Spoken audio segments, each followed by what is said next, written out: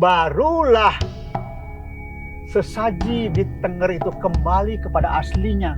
Sehingga sejak saat itu setelah kita ngelingi itu, pura-pura Tengger kembali penuh sampai keluar kalau purnama. Oh, berarti sebelumnya sesajinya bukan sesaji Tengger? Sesaji sebelumnya sesaji Bali semua. Disitulah Romo Sepuh mengatakan. Romo Sepuh Astobroto ya? Suwargi, beliau mengatakan, sudah 25 tahun kami tenggelam, sebetulnya kami sudah habis. Sejak saat itulah kembali semarak yang namanya sesaji Tengger.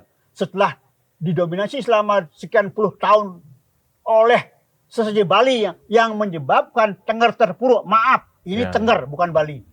Ya boleh dikatakan ya silakan. Kalau saya katakan bodoh kenapa? Ya. Bodoh ini sebuah pengkhianatan sebetulnya kalau ada orang yang Tengger sendiri yang dulu mengembalikan Tengger kepada aslinya, bahkan sekarang ingin merubah semua itu. Diiming-imingi apa? Kok mau seperti itu? Terus maunya apa yang iming-imingi? Nah, yang mengiming-imingi maunya apa? Nah, ini juga harus dipikirkan. 25 tahun menderita, sekarang mau menderita lagi?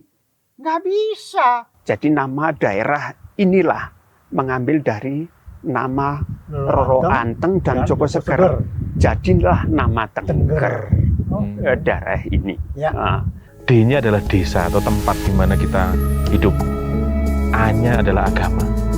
Dan T-nya adalah tatwa. Ini menarik. Dan ini yang harus diingat oleh teman-teman. Adat adalah pelakunya. Ya. Agama adalah dasarnya.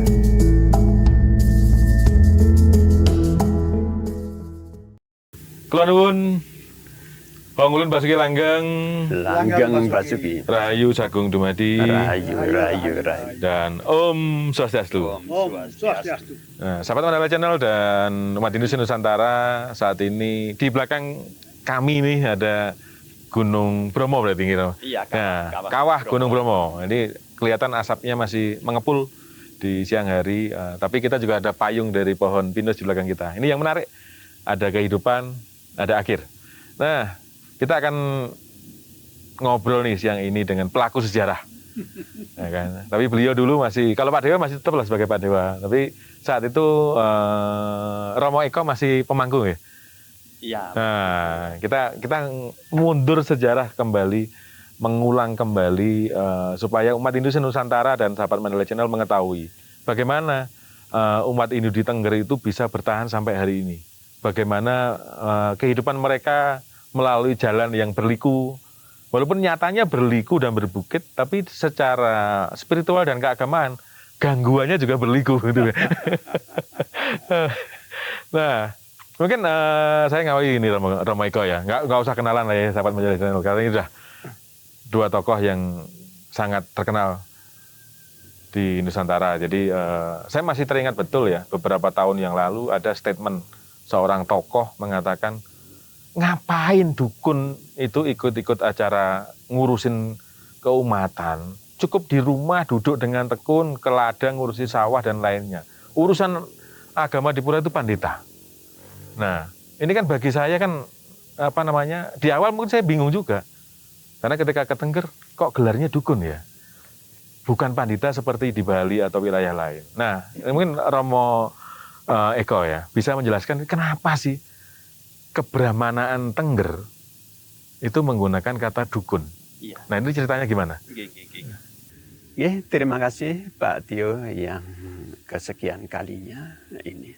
Terkait dengan bicara masalah dukun, ini tidak bisa dibicarakan langsung ke dukun ini Pak Tio. Tetapi dukun ini mempunyai sejarah yang panjang di juga sebelumnya. Ya?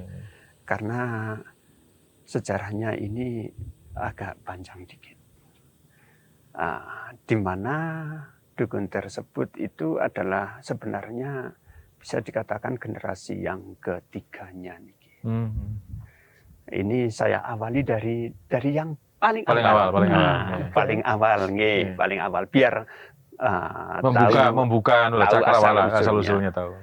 Di mana Tengger tersebut ini diawali adanya Sang Hyang Brahma. Sang Hyang Brahma turun di tempat ini. Dan disitulah bisa dikatakan ada orang pertama. Nggih. yang namanya Resi Kidada Putih. Ya. Beliau sudah bergelar resi. Bersih saya. Iya. Resi Kidada Putih. Resi Kidada Putih ini mendapat wahyu, anugerah dari Sang Batara Brahma, Betul, Brahma. yaitu seorang pasangan hidup. Kalau bahasa Tengger itu bojo, Ya. Nggih. seorang pasangan hidup. Namanya Dewi Jeneng. Itu.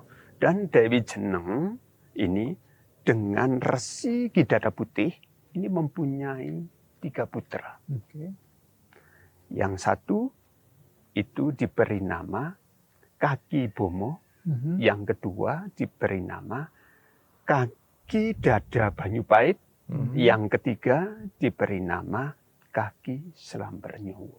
Selamber Nyowo. Ya. Dan kemudian yang Ki Bomo ini masih proses penciptaan ini, Pak. Proses penciptaan. Ki Bomo ini mendapat anugerah dari Sang Batara Brahma, yaitu seorang pasangan hidup yang namanya Dewi Mijil Sari. Mijil Sari. Iya. Oke. Dewi Mijil Sari dengan Ki Bomo inilah mempunyai putri yang dinamakan Roro Anteng. Jadi Dewi Roro Anteng ini anak dari Kaki Bomo dengan Dewi Sari. Mijil Sari. Mijil Sari. Ya. Dan kemudian yang Kaki Dada Banyupait ini juga dapat Pasangan. mendapat Oke. anugerah Ya. wahyu suci Ya. dari Sang Yang Batara Brahma Brahma. juga. Nah, itu yang namanya Dewi Anjarsari. Dewi Anjarsari ya. Dewi Anjarsari dengan Ki Dada Banyupait Ya. inilah mempunyai putra Ya. yang diberi nama Joko Seger. Oh, oke. Jadi Joko Seger ini anak dari Ki Dada Banyupait dengan Dewi Anjarsari. Dan anak yang ketiga ini melakukan Dewa Brata. Jadi meneruskan untuk menjaga keharmonisan alam. Dan kemudian karena ini masa-masa penciptaan, Ya. disinilah Roro Anteng dan Joko Seger ini disatukan oleh Resi Kidada Putih Ya. ini disatukan. Resi Kidada Putih menyatukan beliau berdua. Oke. Namanya ini yang Roro Anteng diambil tengnya, Joko Seger ini diambil gernya. Dibuat untuk nama daerah. Ya. Jadi nama daerah inilah mengambil dari nama Roro Anteng dan Joko Seger. Jadilah nama Tengger daerah ini. Ya. Dan Roro Anteng dan Joko Seger ini mempunyai anak yang sejumlah 25. 25. Ya, 25 jumlah Ya. anaknya. Oke. Ini. Jadi jumlah 25 itu anak yang pertama itu namanya Kaki Dukun. Kaki Dukun. Kaki Dukun, Dukun. Ya, Oh. ya, ya. karena beliau sudah dipastikan untuk bisa meneruskan jejak kakeknya yang Resi Kidada Putih ini. Oh. Ya, ya, Jadi ya, cucunya itu ya. Iya, cucunya. Ki Dukun ini itu Ki Dukun itu anak yang pertama. Yang kedua Ki Tumung Klinter, Kaki Sintawiji, Kaki Rawit, Kaki Dadungawu, Kaki Teku, Kaki Pranoto, Kaki Tumunggung Klewung, Kaki Tunggul Wulung, Kaki Baru Glinding, Kaki Jinting Cina, Prabu Siwa, Cokro Pranoto Aminoto, Kaki Jonggot, Kaki Tunggul Ametung, Demang Dinirat, Kaki Puspo Gendong Sari, Kaki Bernit, Kaki Sinujoyo, Raden Sabu Jagat, Kaki Dumeling, Raden Bagaswares, Raden Masikit, Ical Cokronoto, Raden Kusuma yang ke-25. Nah, dan di mana anak yang pertama itu tadi, Ki Dukun. Ki Dukun itu meneruskan yang Resi Ki Dada Dada Putih. Putih. Seorang Brahmana. Brahmana. Ya. Brahmana yang ada di Tengger Iya, ini. iya, iya. Ki Dukun itu ya. Ki Dukun. Oh. Jadi Ki Dukun itu leluhur-leluhur Tengger asli Iya, untuk iya. meneruskan sang Brahmana. Oke. Nah, itu. Maka dari itulah orang Tengger, orang yang disepuhkan, orang yang dikukuhkan oleh leluhur-leluhur Tengger untuk meneruskan dan melaksanakan sebuah upacara dan upakara. Di Tengger ini ada upacara yang sudah berjalan sampai sekarang, pancayatnya sudah ada, Pak. Iya. Dan ini yang menjalankan Ki Dukun awalnya. Dukun Tengger. Cucu Ya, dari Ki ya. Dada Putih Cucu tadi. Ki Dada Itulah sebabnya Putih. kenapa keberamanan Tengger ini namanya Dukun. Dukun Oh, dari jelas. leluhur Tengger itu, dari Hmm. leluhur Tengger itu. Maka dari itu, seorang Brahmana Tengger ini, bisa dikatakan suling di Tengger Ya. ini, tetap Menggunakan nama menggunakan Dukun. nama Dukun itu. Jadi Dukun Nah, itu itu. bukan seperti Dukun Yang sekarang yang terkenal. Dukun supranatural. Dukun berobat. Wah, tidak. Oh gitu. Nah, itulah dukun Tengger ini Oh. dukun yang melakukan sebuah upacara. Upacara. Kenapa kok baru sekarang muncul penjelasan itu? Ya kalau tidak ada masalah kan tidak muncul. Baru ada masalah, ya baru itu. Maka dari itu sekarang inilah harus tahu. Iya. Jadi Harus memang tahu. saatnya sekarang harus Waktunya, ya. waktunya. Itulah.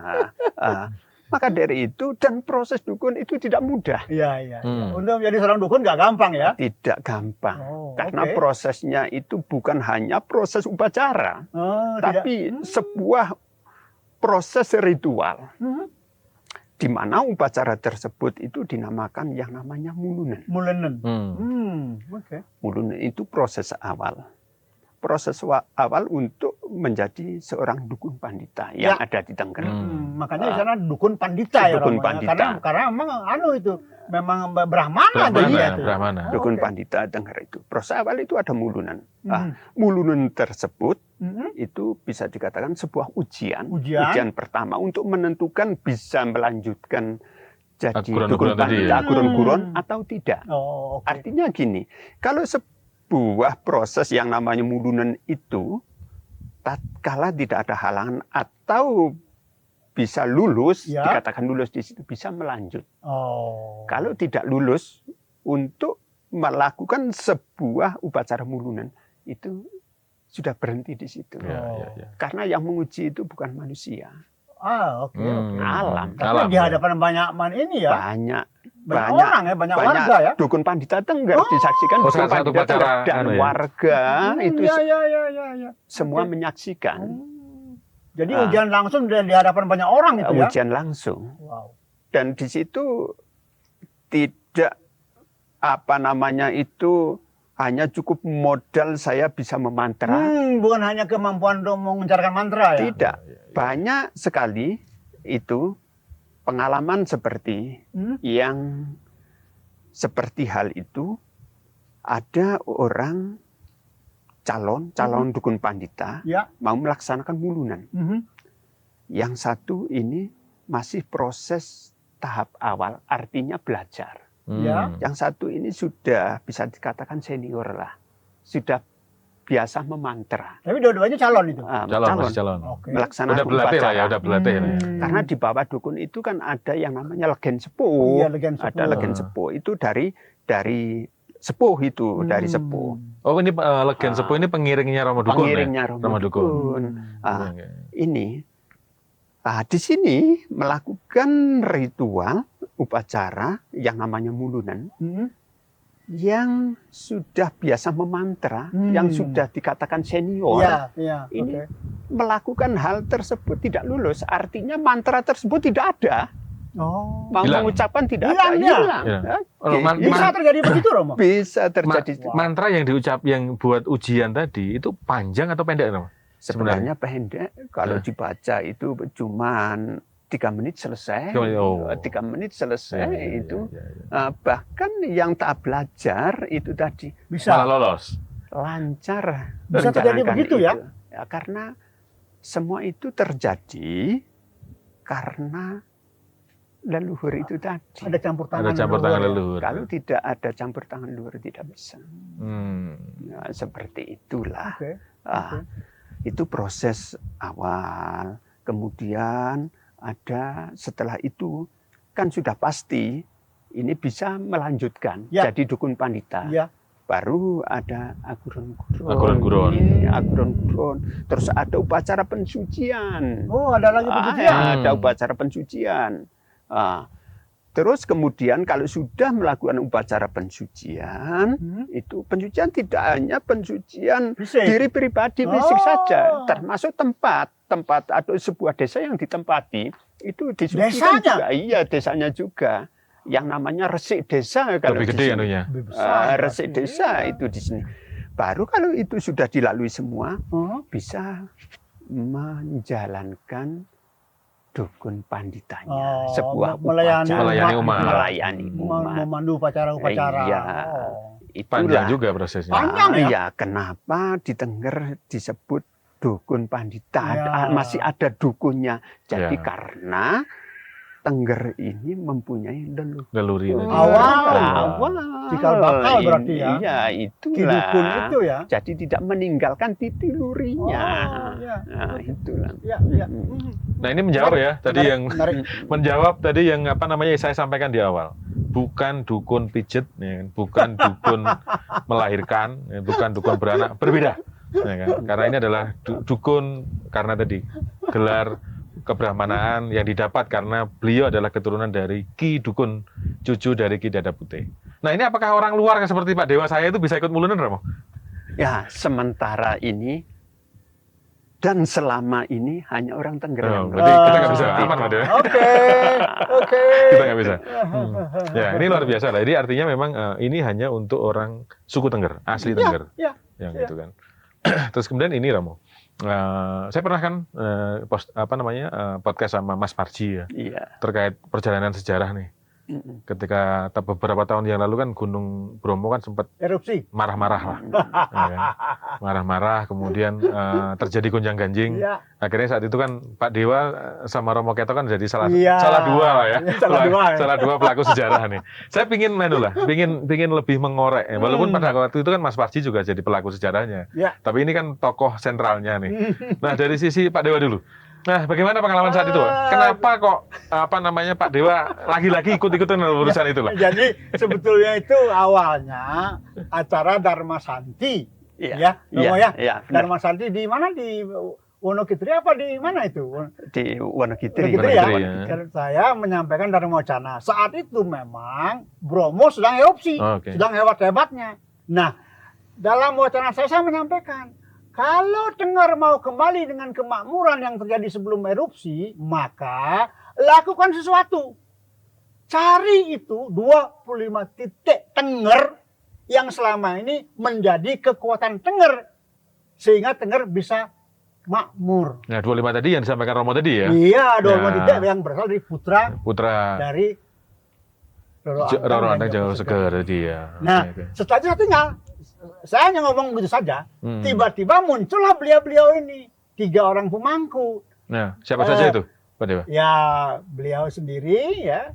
Romo Eko waktu itu, kemudian Romo Sutiko, Sutiko, Mangku Sutiko, dan dan Mangku Giono. Giono. Iya. ketemu dengan saya, dan saat itu saya sedang berbincang-bincang dengan Romo Wijoyo.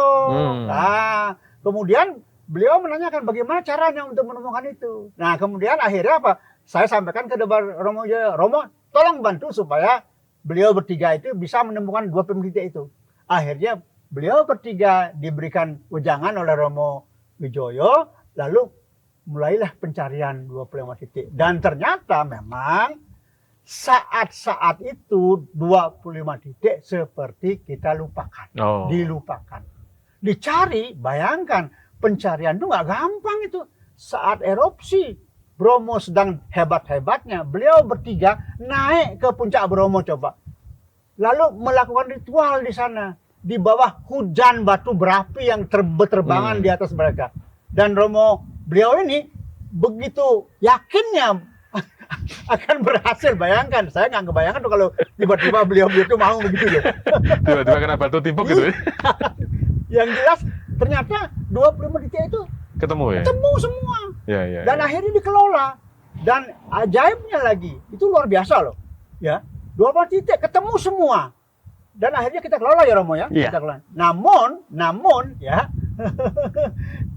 selain itu juga kita melakukan ritual besar Tapi saat itu. sebelum ke sana Pak Dewa, Ya. pertanyaannya ke Romo Eko nih. Kenapa sampai terlupakan? Ya. Nah, ini biar Beliau lah yang tahu. keturunannya yang Pada menyampaikan. waktu itu di tahun 2010. Oke. Di 2010 itu, ya itulah memang kalau kita ini lagi happy, Ya. itu tidak Yang ingat. senang nggak ingat ya. Kalau tidak ada masalah, Nggak ada masalah ya, betul. Berarti hukum alamnya terjadi juga iya, ini ya. tidak ada masalah. Di situ buyut, kalau orang Tengger ini mengatakan di sini ini buyut. Buyut itu adalah pusat daripada leluhur kami. Iya. Ya, kabuyutan itu ya, kabuyutan. Oke. Iya. Buyut Tengger ini dulu itu apa namanya itu, kalau secara umumnya erupsi lah. Di sini erupsi sampai pada waktu itu 8 bulan kayaknya. Panjang juga. 8 bulan. Saya masih mangku, Pak Tio, pada waktu itu. Mangku. Karena saya melinggih di tahun akhir 2010. Saya melinggih.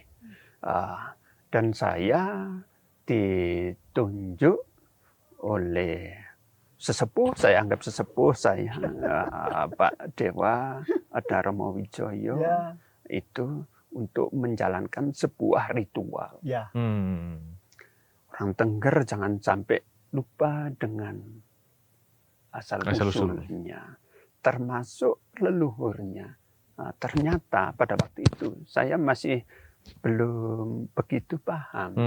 Leluhur 25 itu yang mulai dari kaki dukun sampai Sang Hyang Kusuma. Ya.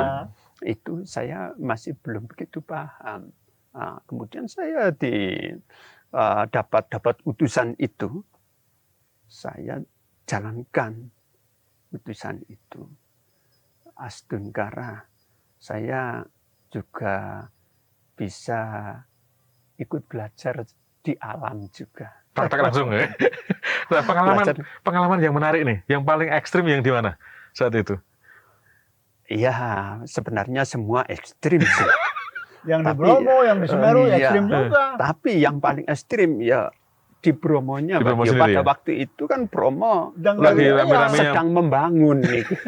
Membangun sebuah alam ini untuk dinetralisir nih sebenarnya.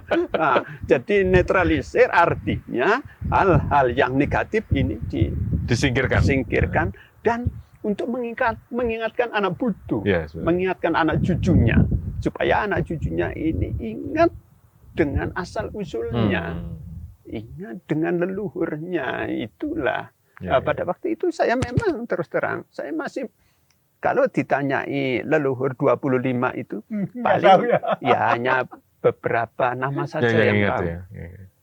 Hanya berapa. Termasuk tempat saat itu juga masih buta berarti ya.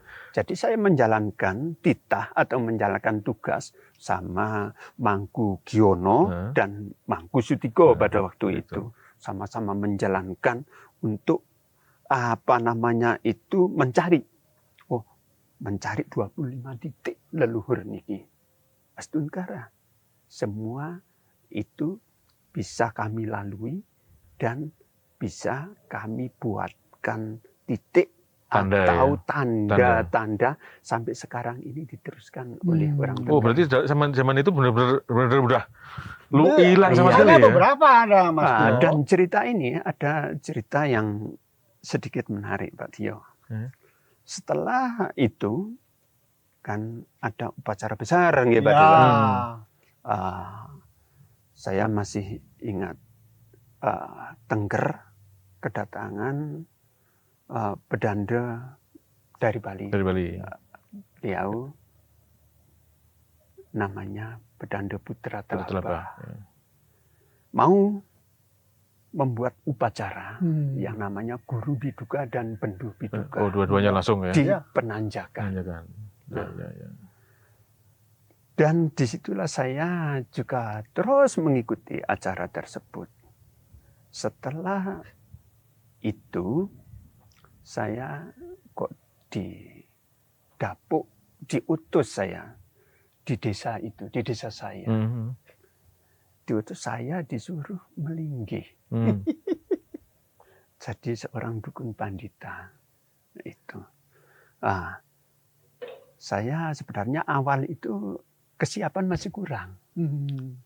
Karena dengan syarat-syarat yang saya rasakan sendiri ini masih kurang.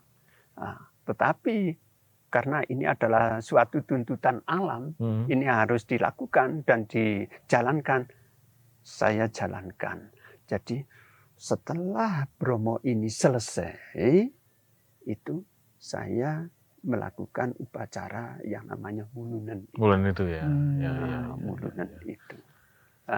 Setelah menjalankan tugas 25 tadi itu ya. Itu kan ya. Entah bonus atau dipaksa gitu ya. Bukan bonus atau pemaksaan. Sudah tipis ini. Nah, kembali ke Pak Dewa tadi. Kan tadi saya potong terkait upacara Bundu Pidoko tadi. Itu gimana sih Pak Dewa? Pidoko dan Bundu Pidoko itu. Kenapa harus dilakukan saat itu? Begini, saya kan sudah mengatakan waktu Dharma Santi itu, saya kebetulan diminta untuk Dharma Wacana. Saya sampaikan, kalau Tengger mau kembali ke makmurannya, cari 25 titik ini. Nah, kemudian setelah ketemu, kita lakukan Guru Pidoko dan Bundu Pidoko. Karena itu sudah menjadi kutukan dengan terabaikannya 25 titik itu, kita sudah sebetulnya bukan hanya Guru Pidoko yang kita butuhkan, tetapi juga bendu, jadi kutukan. Kita lakukanlah upacara itu. Enggak, selain lupa, kesalahan apa sih yang dilakukan? Apakah terkait sesaji atau gimana? Enggak. Karena waktu Bundu Pidoko kan kita 100% menggunakan sesaji Tengger. Saat itu maksudnya saat upacara kan iya. Tapi ketika aktivitas sehari-hari di Tengger? Oh, belum. Kita belum sampai ke sana. Nanti setelah ini nanti. Nah, kemudian setelah kita lakukan Guru Pidoko dan Bundu Pidoko, saya Dharma Wacana di sanalah pertama kali dan seumur-umur saya kesurupan. Saya terauhan dan saya menangis. Apa yang disampaikan? Karena saya lihat loh, yang datang tuh ada dua figur suci yang tadi beliau sampaikan, Sang Hyang Batara Brahma itu dengan pasangannya. Muncul beliau, nangis saya dalam kondisi yang lupa diri. Dan apa? Umat-umat yang hadir waktu itu semua ikut nangis. Oke, selesai. Setelah itu apa? 6 bulan setelah itu Tengger kembali dengan kemakmurannya. Bayangkan dampak dari erupsi yang sekian lama ternyata hanya 6 bulan selesai dan tidak ada istilahnya penderitaan, nggak ada yang namanya nggak ada korban macam-macam lah ya. Korban tidak ada, kemudian juga yang namanya kemiskinan semua nggak ada. Balik lagi, ya maunya balik lagi. 6 bulan loh, bayangkan. Dan itu nggak pernah diprediksi bahwa dalam 6 bulan Tengger akan kembali makmur. Bayangkan yang namanya padang pasir, berapa tebal pasir itu akibat 1 meter lebih. 1 meter lebih, bayangkan. Dan ingat waktu Romo menuju puncak Bromo, apa yang terjadi naik motor? Pasir itu membuka. Membuka pasir, motor bisa lewat. Padahal ini pasir 1 meter. Ya itu motor bisa lewat. Memang yang terjadi. Ya kan? Benar. Naik ke atas Bromo. Dari atas Romo melihat ke bawah. Motor itu yang menjaga. Tinggi besar hitam. Turun ke bawah, pasir masih membuka, bisa lewat. Tapi setelah motor sampai jauh, nutup lagi. Bayangkan. Disitulah mungkin ya beliau bertiga. Mau percaya gitu. Mau nggak mau terpaksa percaya. Terpaksa percaya, bayangkan. Mau nggak mau. Nah, setelah itu kemudian barulah kita melakukan upacara berikutnya. Ada 12 pura waktu itu kita ngentek linggih dengan biaya 48 juta. Dana kita kumpulkan dari umat di Jakarta yang dilakukan penggaliannya oleh Putu Suwarsana. Jadi kita datang ke sini. Ke Keduwung namanya. Tempat tinggi, naik motor. Bayangkan, kanan jurang, kiri jurang. Dan ada Pak Nengadana, ada Pusuwarsana, ada banyak teman-teman Suryana segala macam itu. Di Keduwung itu kita, Resi juga ikut ya, Mo? Resi ikut. Resi ikut. Jadi Sabta Resi Jawa itu ya. Saya awal melakukan muput itu. Setelah upacara bulunan itu tadi.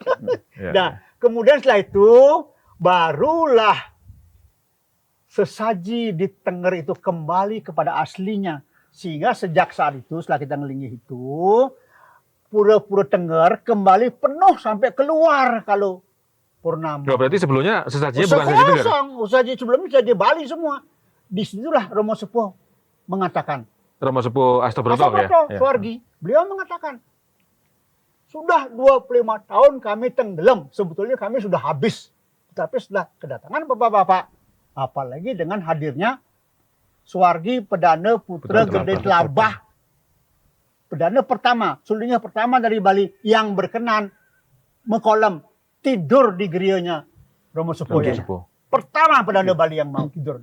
Duduk bareng, makan bareng. Coba bayangkan. Ya. Ini menyebabkan apa? Romo Sepuh dan saya kira juga umat Tengger waktu merasa besar hati. Ternyata kami masih ada yang memperhatikan. Ya. Mungkin akan muncul seperti itu. Sejak saat itulah kembali semarak yang namanya Sesaji Tengger. Setelah didominasi selama sekian puluh tahun oleh sesaji Bali yang menyebabkan Tengger terpuruk. Maaf, ini Tengger bukan Bali. Nah ini yang terjadi. Akhirnya sejak saat itu hampir semuanya umat Hindu di Tengger termasuk anak mudanya mau dan mampu membuat Banten Tengger kembali. Sebelum itu kan nggak mau menghilang dan nggak ada orang ke pura. Pura jadi angker.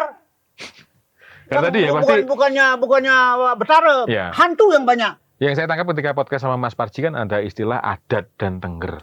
Iya. Adat dan Hindu. Inilah masalahnya, Pak. Selama ini sekian puluh tahun, mungkin 100 tahun barangkali, orang mengatakan bahwa acara di Tengger, khususnya Yadnya Kasada, itu adat, bukan agama. Walaupun saya berkali-kali pernah hadir di Tengger mengatakan bahwa itu bukan adat saja, tapi itu agama. Adat itu hanya melaksanakan ajaran atau kegiatan keagamaan. Sementara adat itu apa? Itu boleh dikatakan awur-awur atau awe-gawe kalau Bali. Ya. Aturan ya? Aturan. Nah, D-nya itu bisa desa, bisa dukuh. Tempat tadi ya? Tempat di mana dilaksanakan acara itu. Kemudian A-nya lagi apa? Agama. Dan T terakhir itu tatwa. Jadi adat itu sebetulnya betul-betul merupakan pelaksanaan dari sebuah ajaran keagamaan yang tidak jauh dari tatwa itu sendiri, tatwa agama. Jadi nggak ada yang salah. Jadi kita nggak bisa membedakan antara adat dengan agama. Nggak bisa. Adat itu terkait dengan agama. Sama lah Pak Dewa, ketika beberapa tahun yang lalu saya ke Bali kan setiap ada upacara di pinggir jalan kan selalu upacara adat. Tapi sekarang kan enggak. Ya, sekarang baru upacara agama. Nah ini teman-teman yang di Jawa ya. Ketika mengatakan, oh ini Banten adat, ini saja adat. Ingat tuh, di Bali juga seperti itu. Nah, jangan salahkan. Jangan menyalahkan diri sendiri. Iya. Nah, itu. Terus Romo, tadi kan sempat 25 tahun tenggelam nih. Iya. Karena tadi salah menggunakan sesaji lah paling gampang. Iya, benar. Ya kan? Nah, sekarang ini kan saya dengar juga kan isu tadi kan muncul lagi nih. Nah, inilah sebetulnya. Orang-orang kita dulu yang sebetulnya mengembalikan sesaji aslinya Tengger dari sesaji yang sebelumnya bukan Tengger, kemudian pencarian 25 titik, sekarang kenapa? Harus meninggalkan, melupakan pengalaman itu. Malah ingin mengembalikan sesaji yang bukan menenggelamkan dulu ya. Menenggelamkan Tengger, mengembalikan sesaji yang lama. Kemudian lupa bahwa 25 tahun sudah tenggelam karena didominasi oleh sesaji yang bukan Tengger. Kenapa sekarang mau mengembalikan tadi dan melupakan pengalaman 25 tahun itu? Saya pikir ini ya boleh dikatakan ya silakan. Kalau saya katakan bodoh kenapa? Ya. Bodoh ini sebuah pengkhianatan sebetulnya kalau ada orang yang Tengger sendiri yang dulu mengembalikan Tengger kepada aslinya, bahkan sekarang ingin merubah semua itu. Diiming-imingi apa? Kok mau seperti itu? Terus maunya apa yang iming-imingi? Nah, yang mengiming-imingi ini maunya apa? Nah, ini juga harus dipikirkan. 25 tahun menderita, sekarang mau menderita lagi? Nggak bisa. Kita bertanggung jawab terhadap anak keturunan Tengger nanti. Ya, jangan sampai nanti kemudian muncul cerita. Wah dulu ini begini, ini begitu. Nggak bisa. Kenapa? Ada apa? Ya. Ini harus dipikirkan. Ya. Adat, agama itu nggak bisa dipisahkan. Ya. Di Bali, dimanapun tetap. Ya. Tetap itu. Tapi khusus Tengger, jangan lupa bagaimana perjuangan dulu itu. Itu tahun 2011 sampai 2012 itu coba. Setelah sekian lama Tengger itu nyaman, sekarang kenapa? Harus ada pemikiran untuk kembali lagi kembali menjebak diri sendiri. Kembali ke lubang yang pernah menjerumuskan. Jelas, lubang yang sama ini. Ya, itu kan satu kebodohan. Ya. Sepakat. Mestinya sepakat. kita malu jadi orang Tengger kalau kita berperilaku seperti itu. Atau Pak Dewa aja pindah ke Tengger sekarang. Boleh. Nah, kembali ke Romo. Iya. Nah, terkait dengan ini, dengan kami ya di program Seribu Candi Nusantara kan udah keliling nih Romo. Ya kan, sesaji ala Bali itu kan di mana-mana udah terjadi. Ya kan, di Banyuwangi ada beberapa titik yang beberapa pura yang mulai merasakan saya ingin kembali menggunakan sesaji saya. Nah, ada nggak pengalaman di Tengger kayak pura atau apa yang terjadi seperti itu? Iya, pernah Pak Tio Iya. itu. Ya. Ada sebuah pura, awalnya itu Entek Linggih itu pakai dandanan. Kalau di Tengger ini saji itu Dandanan nyebutnya sebenarnya. dandanan. Iya, oke. Jadi pakai dandanan Tengger. Iya. Terus kemudian di berikutnya itu Berubah.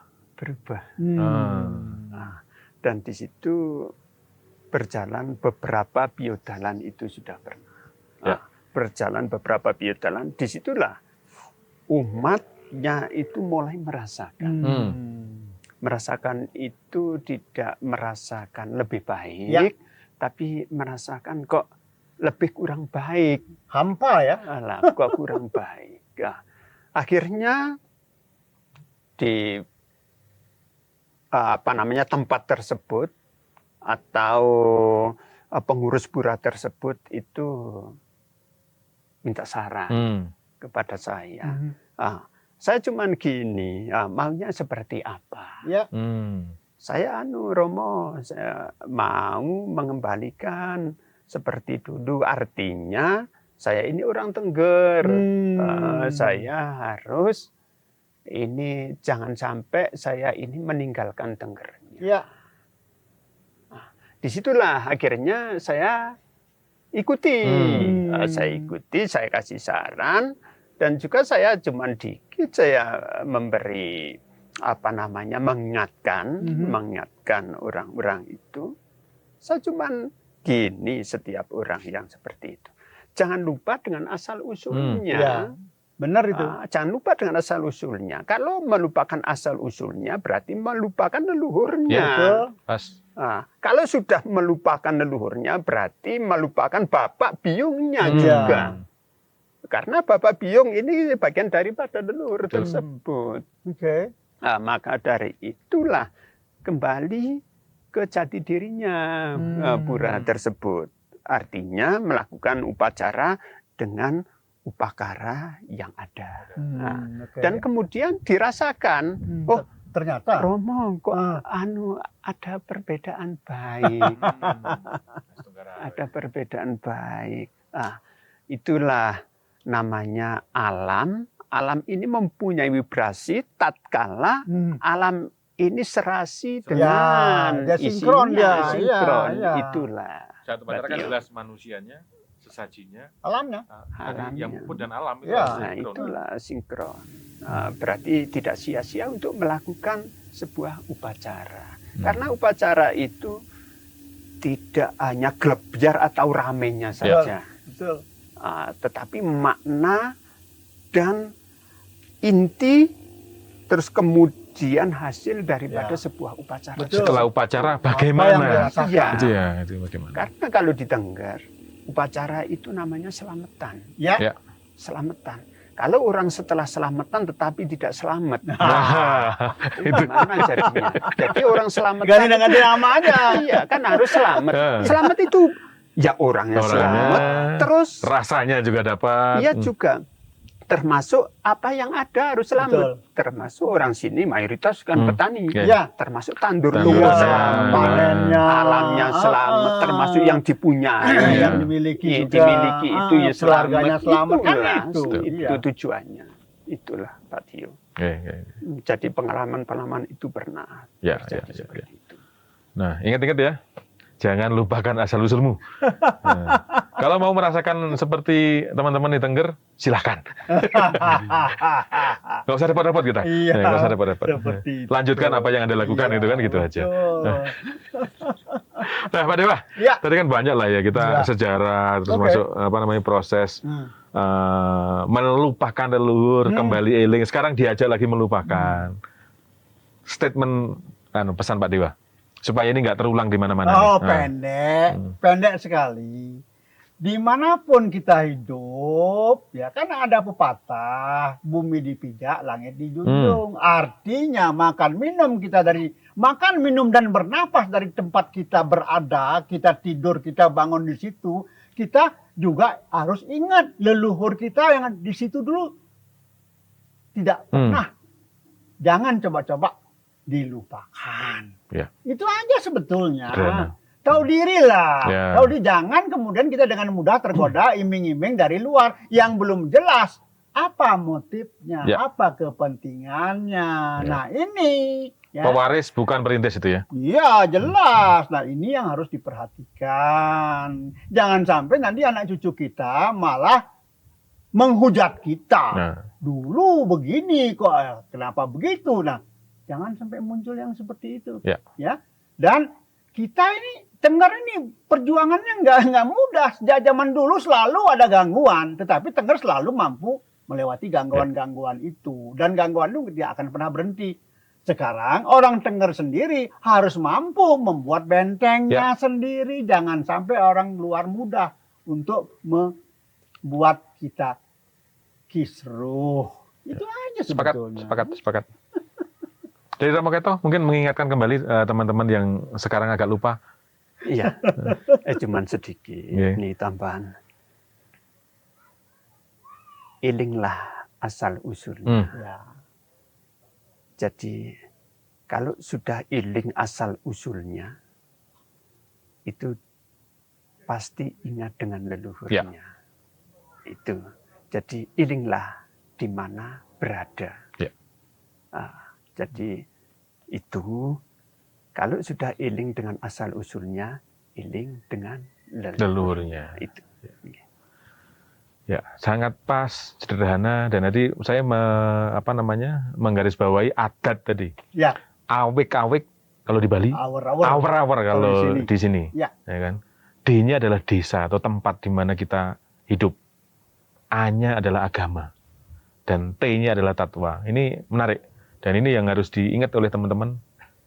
Adat adalah pelakunya. Ya kan? Agama adalah dasarnya. Nah, mudah-mudahan ini pesan mendalamnya adalah ingat dengan asal usulmu.